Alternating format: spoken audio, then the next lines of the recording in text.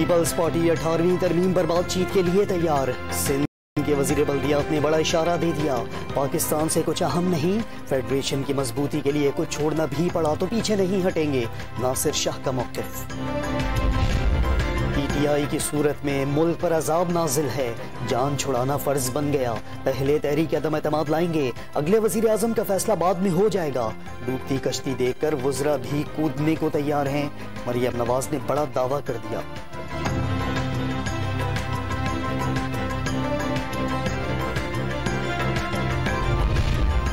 मरियम नवाज को उनके भाइयों ने ही बेनकाब किया।